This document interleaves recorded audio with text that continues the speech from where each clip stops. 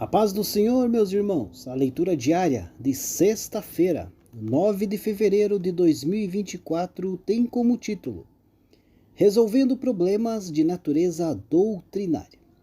O texto bíblico encontra-se no livro de Atos dos Apóstolos, capítulo 15, do versículo 1 ao versículo 6, que diz assim: Então alguns que tinham descido da Judéia ensinavam assim os irmãos: Se vós não circuncidardes, conforme o uso de Moisés, não podeis salvar-vos.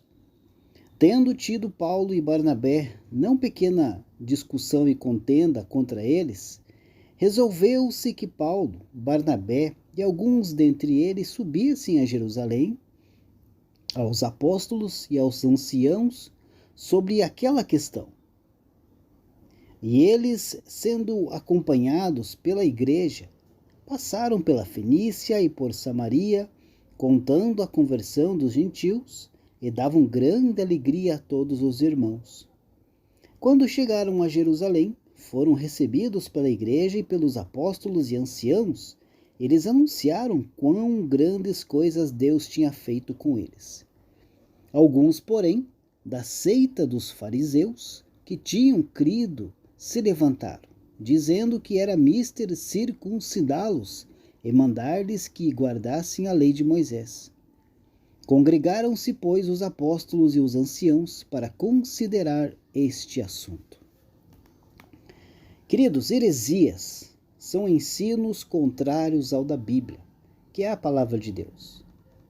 A imposição da circuncisão àqueles gentios novos convertidos era uma heresia. Era uma doutrina contrária ao Evangelho de Cristo. Com outras palavras, queridos, os fariseus ali estavam declarando aos gentios que cabia a cada um deles encerrar a obra de Jesus na cruz, cumprindo a lei de Moisés, se circuncidando. Ou seja, a morte do Filho de Deus não havia sido suficiente para salvá-los. Eles estavam afirmando que antes de serem cristãos, os gentios precisavam se tornar judeus. Essas afirmações colocavam as boas novas em jogo. O Evangelho e a obra de Jesus estavam sendo questionados.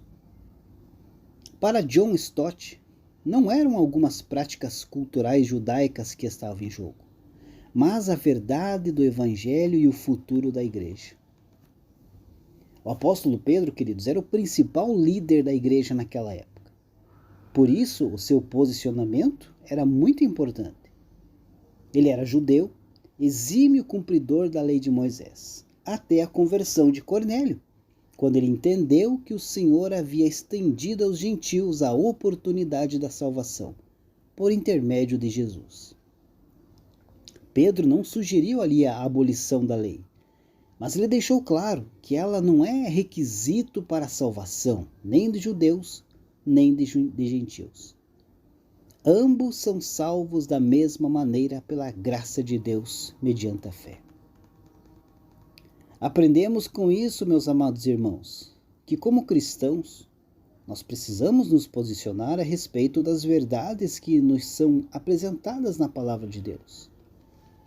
Sabemos que existem aí inúmeras correntes escatológicas, aos quais aí apresentam seus eventos em ordens cronológicas bem distintas uma das outras.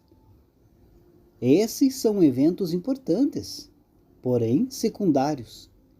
O importante é sabermos que Jesus voltará para buscar uma igreja pura, santa e sem mácula. E nós, como parte dessa igreja, precisamos viver prontos para esse dia, seja mediante o arrebatamento nos ares, ou seja na volta gloriosa de Jesus. Todavia, não podemos nos calar diante das heresias e distorções do Evangelho de Jesus. Antes, como o apóstolo Pedro, devemos nos posicionarmos e ensinarmos biblicamente os fundamentos da fé cristã nos nossos lares, na nossa família, enfim, por onde o Senhor Jesus nos levar. Deus abençoe a sua vida e uma ótima sexta-feira a todos.